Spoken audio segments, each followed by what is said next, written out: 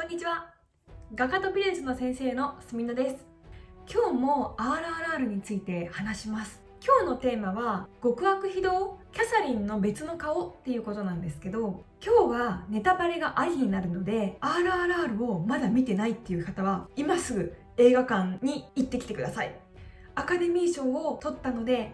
上映が延長して全国のたくさんの映画館でやってると思います。皆さんキャサリンってこの方なんですけど分かりますよね。この人はスコットの妻でちょっと極悪非道な印象がある方だと思うんですけど、皆様キャサリンの第一印象ってどんな感じだったでしょうか。私この人なんでこんなに人の心がないような極悪非道な性格なんだろうって思ったんですよ。多分同じように感じてる方も多いと思います。で、実際この人がゴーンド族の村で万里をさらわなければこの RRR という話はスタートしてないわけじゃないですか。ですごく重要なキーパーソンなんですよ。キャラもすごく濃くて私は敵役としてすごく大好きなんですけど、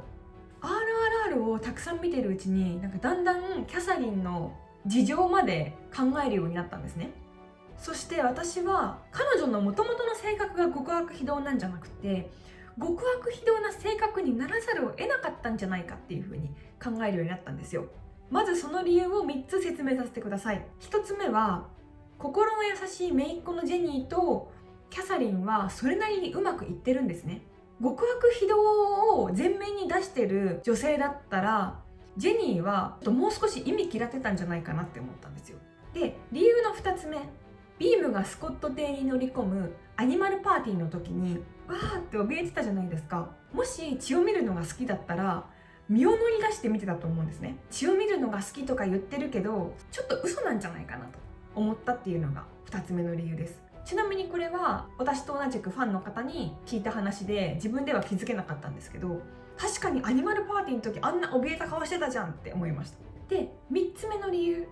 これがすごく大きいんですけど、残虐になってるのは夫スコットと関わってる時だけなんですよ。で、私思ったのがキャサリンは夫スコットのことを尊敬しつつもちょっと怖がってるんじゃないかなって思ったんですよ。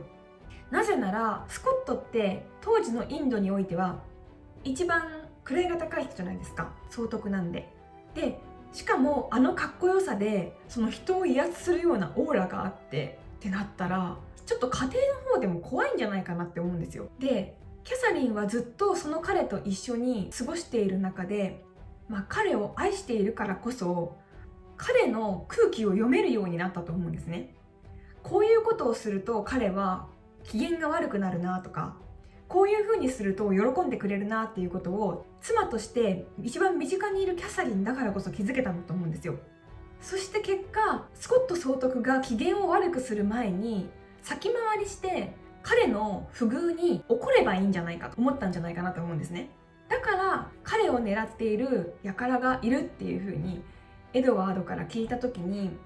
生け捕りなら特別捜査官、首を取れば報奨金っていう風に、あの当時女性がああいう政治的な場で発言するっていうことはなかなかできなかったと思うんですけど、キャサリンはあの時にビシッと言ったじゃないですか。だからきっと彼女は夫を守るためであれば何でもするっていうような、夫に対してはすごく従順な妻なんですよ。コムラムビームのそのムチ打ちのことについても過剰なほど血だまりとか血しぶきが見たいとかやばいこと言ってたじゃないですか。あれも私の大切な夫のスコット総督に無礼を働いた者は